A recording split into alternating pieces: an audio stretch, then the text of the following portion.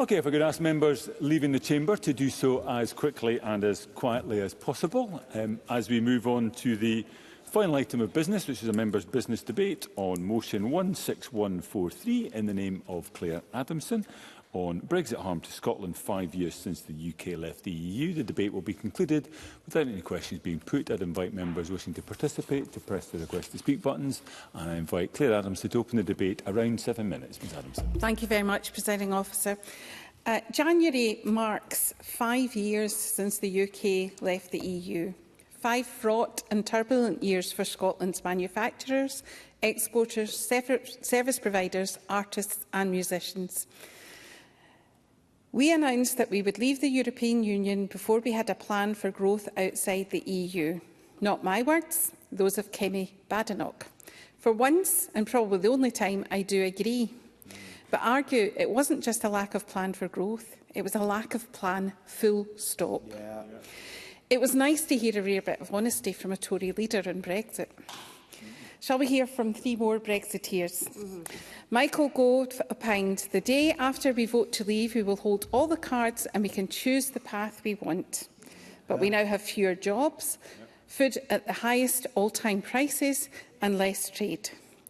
Dominic Cummings had to concede that £350 million figure for the NHS that was plastered on a bus was a lie. Yeah. And Nigel Farage vowed to tear up the EU red tape, holding Britain back.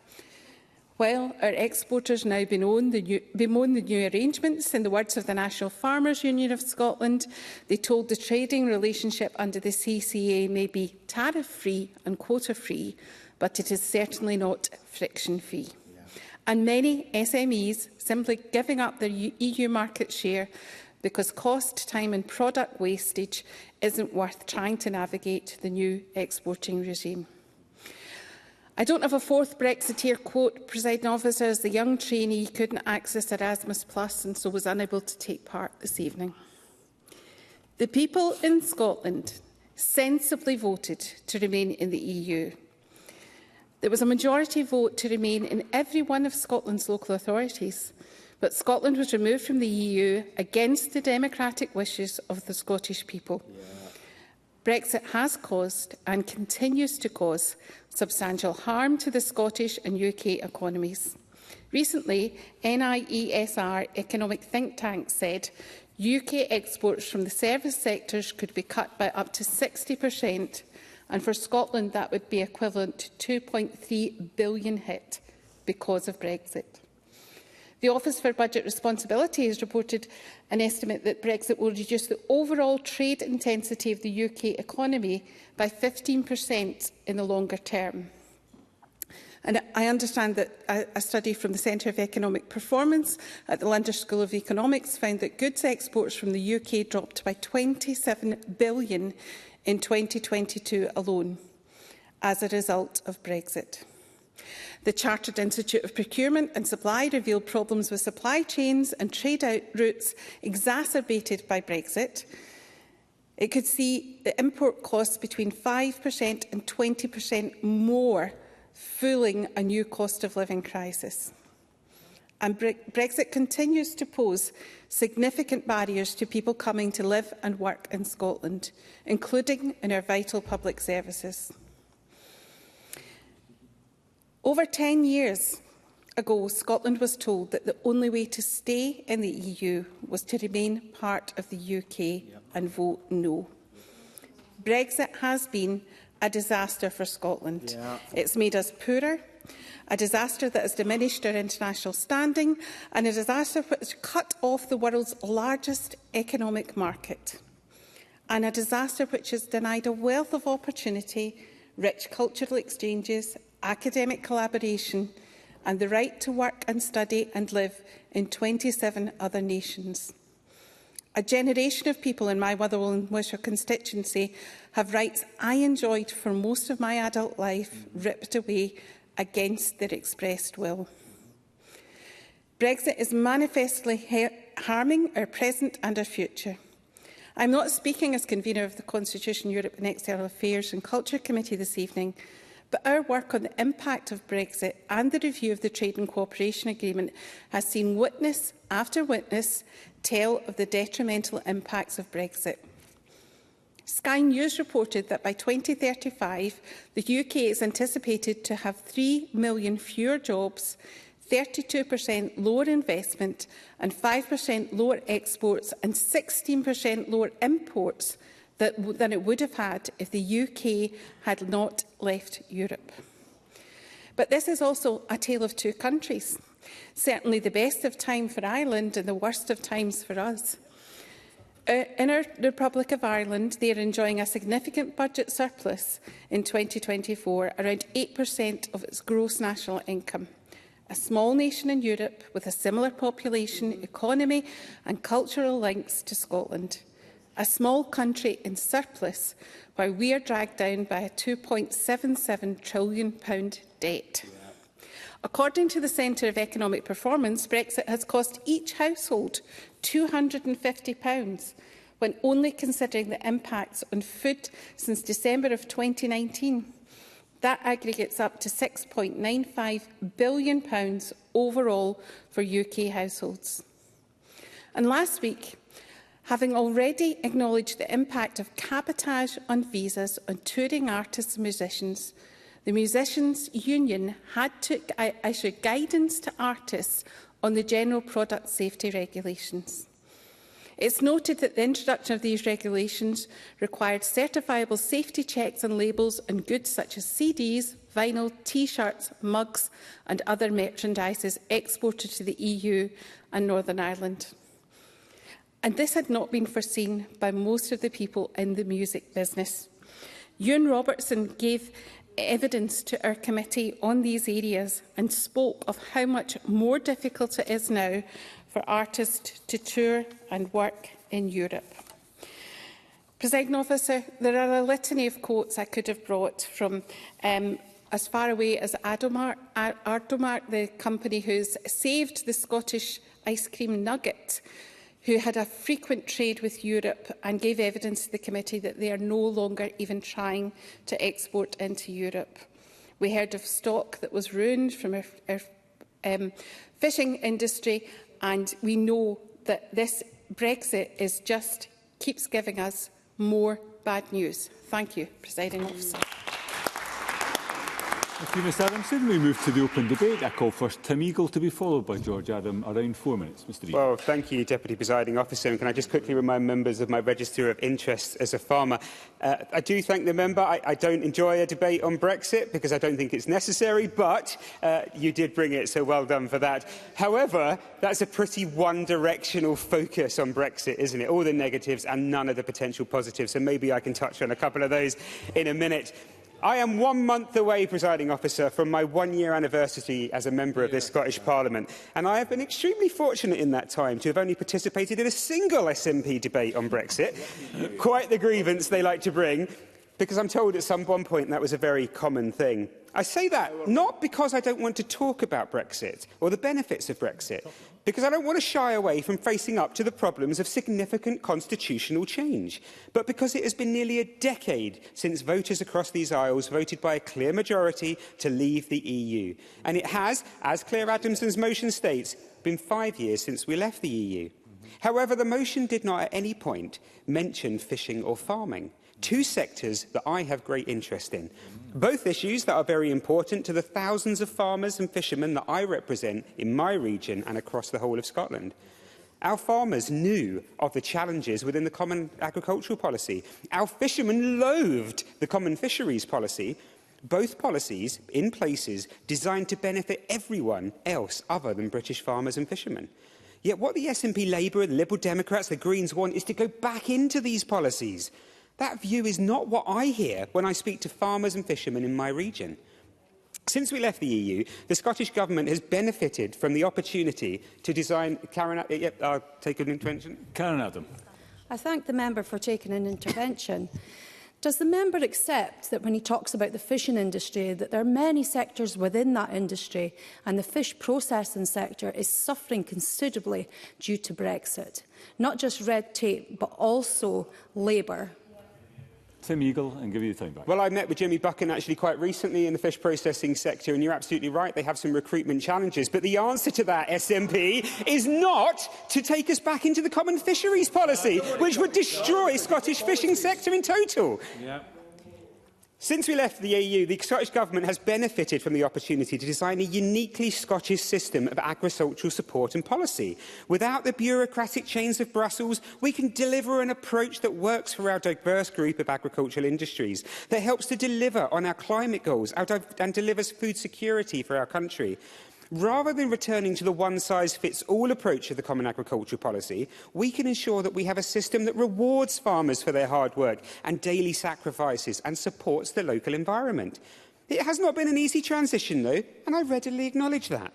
Scottish farming and crofting spent over 40 years being effectively governed by the Common Agricultural Policy, and leaving that was always going to prevent a few difficulties.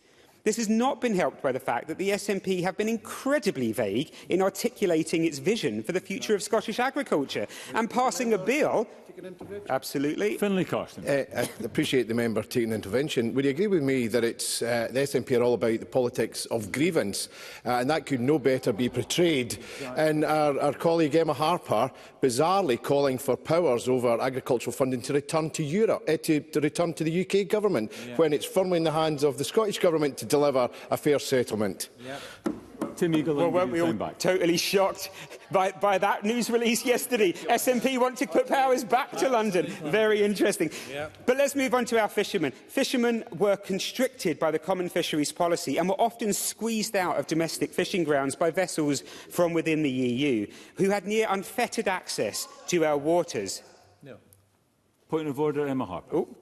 So, I seek your guidance, Presiding Officer, that when a member stands up in this chamber and actually misquotes what another member has said, for instance in committee, what is the measures that a member would take?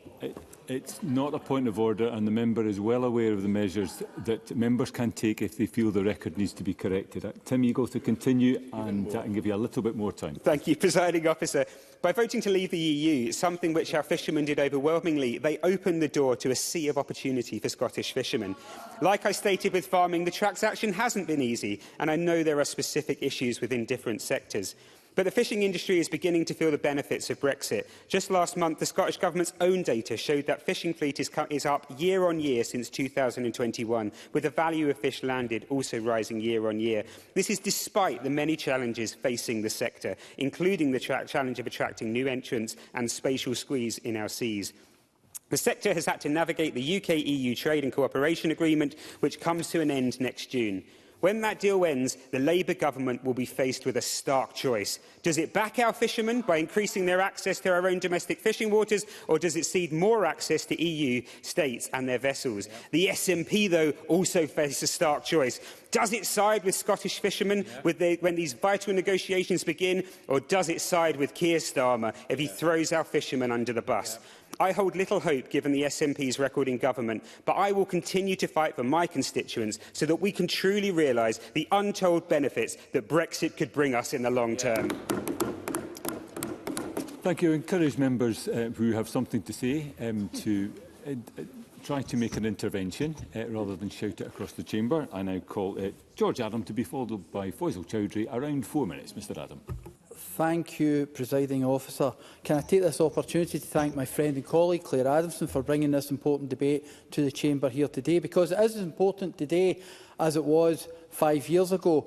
And no matter what we've heard from Tim Eagle, I think you could have probably put into ChatGPT, say negative things about the Scottish Government, do a traditional Tim Eagle-type speech, and that's exactly what you'd have gotten from any AI across the world. Complete and utter nonsense that doesn't believe in supporting people in constituencies like mine, who are suffering because of Brexit as well. But 5 years, Presiding Officer, 5 long years since Scotland was dragged out of the EU against our will. 5 years of damage, of lost opportunities and of economic harm. Harm that was entirely avoidable if it hadn't been for some Tories with an anti-European ethos. But can I be crystal clear, Presiding Officer? The people of Scotland voted overwhelmingly to remain in the EU. Every single local authority area in Scotland backed to remain. Yet here we are, paying the price for a Brexit we never wanted, suffering the consequences of decisions made by Westminster governments we didn't elect. And that is not a democracy. That is not respecting the will of the Scottish people. And things have got even worse, Presiding Officer, since the recent American elections, where we have return of the Trump, where effectively he's now saying he's going to put all kinds of embargoes on everyone. Well, from this debate is more important because I would be much rather negotiating from a strong point with our EU friends than just sitting here as a small island in Northern Europe shouting at the sidelines. But even if you take away the little Britain kind of ideals, but if you take that away, what was the cost of this Brexit folly? The economic impact is staggering. The loss of £2.3 billion every year in public revenues, money that could have been used to be funding our NHS, our schools, our vital public services. Instead, it's vanished in thin air. Trade has been absolutely devastated. The UK's overall trade intensity is down by 15% in the long term, and Scottish exporters and our business and our job creators are struggling to navigate the red tape and barriers imposed by Brexit. And let's not forget the impact on our communities. Brexit has put up barriers to people coming to live and work here in Scotland, an example of which was brought up by my friend and colleague Karen Adam as well. With our NHS, a key sector, and care sectors among the hardest hits, Westminster's hostile immigration policies have left businesses in Paisley, in Glasgow and in Motherwell and Wishaw, and right across Scotland, unable to recruit skilled workers that they need. And our young people, our future, have had their rights ripped away, no longer able to live, study and work freely across 27 European nations. We see the damage, we feel the impact, and yet the UK Government buries its head in the sand, refusing to admit the harm it has caused. This cannot go on, and we need to move Scotland forward. Presiding Officer, there is hope. Scotland has a choice. We do not have to accept this decline. We do not have to stand by and watch our economy shrink and our opportunities diminish and our country held back. Scotland's future lies in Europe, in cooperation and partnership and a shared vision for prosperity. This is why I wholeheartedly support my friend Claire Adamson's motion, because Scotland belongs in the EU. Rejoining will restore our place in the world's largest single market. It will rebuild the economic, cultural and social ties that Brexit has so recklessly severed. And it will open the doors for our businesses and our students and our workers. Presiding Officer, Scotland did not vote for Brexit. And Scotland must not be forced to live with the damaging consequences of Brexit forever. The case for independence and our return to the EU has never been stronger. We have a future to fight for, and I know that's what the people of Scotland will not rest until our voice is once again heard and our choices are respected in Europe. Thank you. Again, I'd remind members, if they have something to say, they may want to make an intervention rather than chunter it from a sedentary position. And I call Faisal Chowdhury to be followed by Christine Graham. Around 4 minutes, please. Thank you. Thank you, Deputy Presiding Officer. I want to begin by congratulating Claire Adamson on securing this debate. While 5 years have passed since we left the EU, in a more uncertain world, our closest geographical neighbours must remain friends and collaborators. The motion and members today have highlighted the ongoing effects of Boris Johnson's Brexit deal. In November, I joined members, including Claire Adamson, to discuss the UK Trade and Cooperation Agreement. During that debate, members were largely in agreement that, at present, the deal was not delivering. Issues being faced by businesses in trading with Europe were raised, including inadequate support from the previous UK government in the transition to new rules, and the additional time and cost burden of export health certificates. Some businesses reported ceasing trade with Europe entirely. This is clearly not a welcome situation, and governments should be taking steps to address it. But while these challenges are known, what is not known is the process of rejoining the European Union. The Brexit years were defined by their uncertainty. We should be looking forward and improving the deals we have now, not reopening the Brexit debate, causing further turmoil. The Labour government in Westminster was elected on a manifesto to renegotiate the Brexit deal and make improvements for our businesses today. For example, the UK government is committed to seeking a veterinary agreement with Europe, which, if adopted, could improve agricultural exports by 20%, according to Aston University. Improving conditions for touring artists which have suffered as a result of Brexit can also be achieved. Scotland and Edinburgh especially benefits from cultural exchanges. Yet the Conservative Brexit deal made touring more complicated for artists. I'm pleased Lisa Nandy has recently reaffirmed her commitment to making touring easier. And work is ongoing with Europe on this front. Devolved governments also have a role to play. While the Scottish Government has completed 2 tests and learned exercises from international students' exchanges, the Welsh Government introduced their TATE scheme, sending thousands of students abroad and deepening cultural ties. This returns to my point that action can be taken today where Brexit had put up barriers. To conclude, Presiding Officer, the 5 years since Brexit have been challenging and uncertain globally. Our relationship with Europe remains one of our most important. I'm pleased the UK Labour government is looking to build a positive relationship and renegotiate the Brexit deal, so it delivers for businesses and people, demonstrating that rather than looking back and rehashing old debates, we can move forward. Thank you. Thank you, Mr Chowdhury. And I now call the final speaker in the open debate, Christine Graham, around 4 minutes. Ms Graham. Thank you very much, Presiding Officer. I congratulate my colleague on securing this debate. Wherever you went, from Shetland to the Scottish border, not one part of Scotland voted leave, not even one single council area. But that's the union for you, that's democracy for you, part of the union bonus. Even in England, 53% voted leave, 47% remain. So even south of the border, it was nip and tuck. There was no 60% requirement, sometimes called for when there's a vote, which affects the unwritten British Constitution. Remember that when it comes to a referendum on Scottish independence. And now we know the British public was sold a pup, several pups in fact, the side of a bus, with that Boris bonus, £350 million a week for the NHS, cutting immigration, although the majority were and are legal migrants, cutting red tape for businesses and farmers, no border down the Irish Sea, reclaiming our seas, the world waiting eagerly for our trade, all oven ready. How did that go? The £350 million was not so much oven ready, more a Boris porky pie.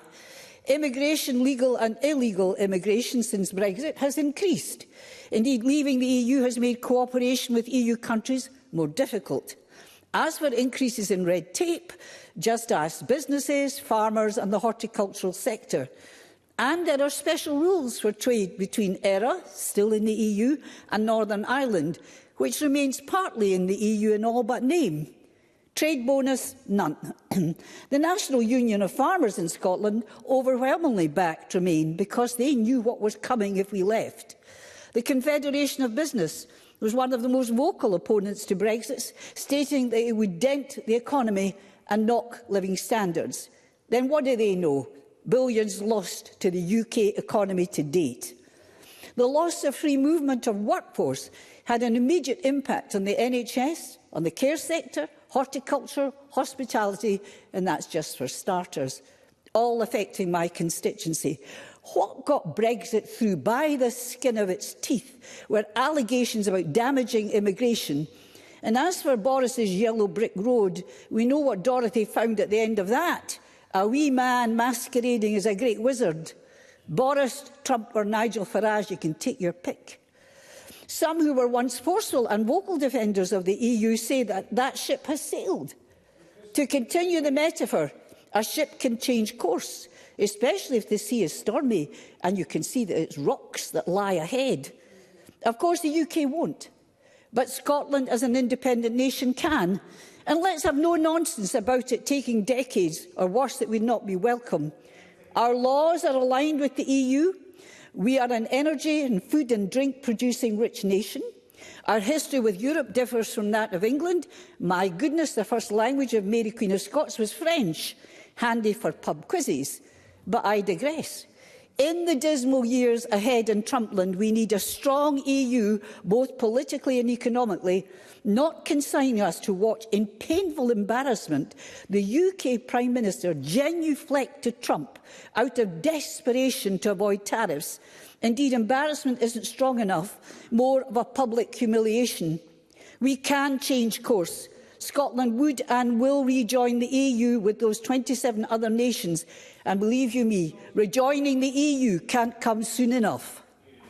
Thank you. I now call on the Cabinet Secretary to respond to the debate. Around 7 minutes, Cabinet Secretary. Thank you very much, Presiding Officer. And I'd like to thank colleagues for their contributions to today's debate. What is crystal clear is that 5 years since Brexit, we have now spent outside the European Union. That time has damaged our economy, it's weakened civic society, it's degraded the opportunities for our young people, and it's worsened the cost of living crisis for us all. 5 long years of pain, and while the proposed reset being sought by the UK Government could offer some areas of progress, and we will of course engage positively in that, in reality, any gains this process can make will do little to redress the fundamental challenges we face whilst we remain outside the single market and outside the customs union.